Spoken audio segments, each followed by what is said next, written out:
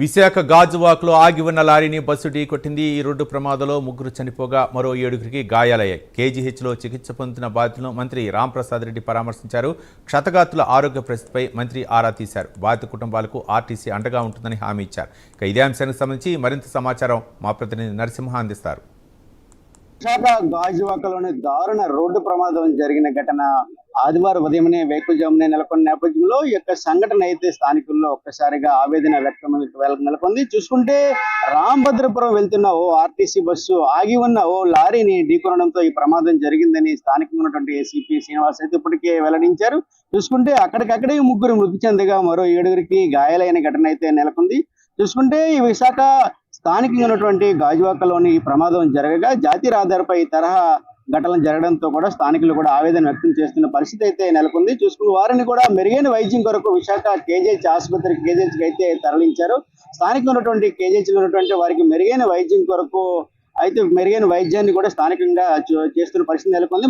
అయితే ప్రమాదానికి గల కారణాలు కూడా ఇప్పటికే ట్రాఫిక్ ఏసీపీ శ్రీనివాస్ అయితే చెప్పారు. అయితే అది మితిమీరిన వేగం వల్ల ఈ ప్రమాదం జరిగిందని కూడా ఒకవైపు స్థానిక ఏసీ శ్రీనివాస్ చెప్పారు. కేసును అయితే స్థానికంగా ట్రాఫిక్ సిఐ హుస్సేన్ సహాయంతో కూడా ఈ కేసును దర్యాప్తు చేస్తున్నట్లు పరిస్థితి నెలకొంది. జాతీయ రహదారిపై తరహా ప్రమాదాలు జరగడంతో కూడా స్థానికంగా అయితే వాహనదారులు కూడా ఆవేదన వ్యక్తం చేస్తున్న పరిస్థితి అయితే నెలకొంది.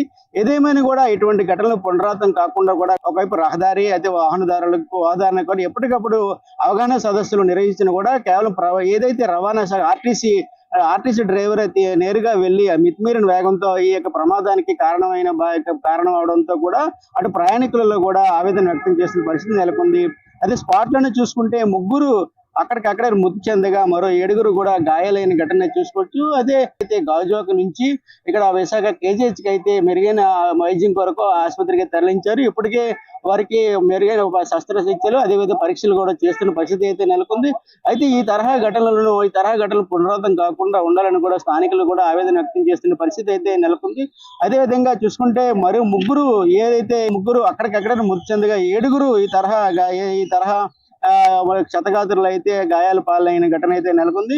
ఇప్పటికే చూసుకుంటే స్థానికంగా ఉన్నటువంటి పోలీసులు అదేవిధంగా వైద్యాధికారుల పర్యవేక్షణలో అయితే వారికి మెరుగైన వైద్యం అందించేందుకు కూడా హుటాహుటిన అయితే అధికారులు అయితే చర్యలు చేపడుతున్న పరిస్థితి అయితే నెలకొంది. ఏదేమైనా కూడా ఇది దురదృష్టకరమని చెప్పవచ్చు. వారికి మెరుగైన వైద్యం కూడా ఇప్పుడు కేజీహెచ్ లోనైతే అందిస్తున్న పరిస్థితి ఉంది. కెమెరామెన్ సుధాకర్తో నరసింహ, ప్రైమ్ విశాఖ కేజీహెచ్ నుండి.